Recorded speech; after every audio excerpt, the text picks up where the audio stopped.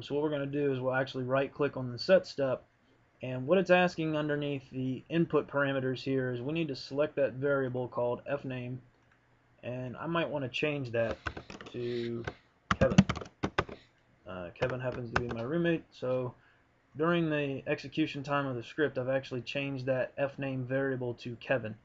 So we'll talk about when to use set steps in a later tutorial, but essentially that's the power of the variables pane, is that you can actually create variables, and then inside the call flow pane you can actually modify them. Now we can also highlight the variable down here. We have a edit button which looks like a pencil, and then we have an X button which is the delete variable pencil, or sorry, the delete variable button.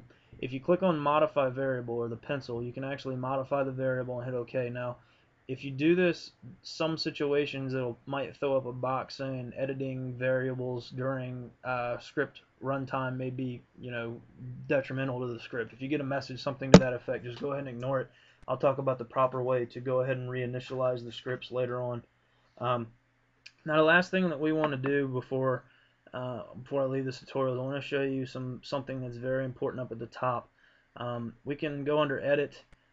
We got all the normal edit things. If you go under tools, there is actually a validate button, so you can actually click on validate to validate your script to make sure it's not programmatically wrong. This is actually done during programming time, not during runtime. This makes sure that all the logic in the script has been properly filled out so that the compiler can compile it into code that the CRS engine can run.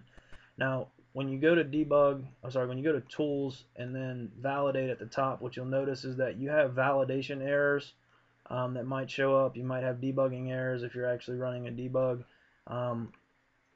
One of the things, if I click on validate here, is I'll notice that it says that the delay step has an invalid timeout, and if you scroll over or you drag your debug window over, you'll actually be able to double click on the message and it'll take you into the script to the delay step where that problem is. So for example, if I want to double click on the call subflow, you'll notice that it'll change to call subflow here, and it'll actually show me in the script where I have a problem with my script. And it says invalid subflow name. So if you click on properties and go into this, you'll notice that there's nothing here for the name. It can't be empty. That's one of the parameters it needs.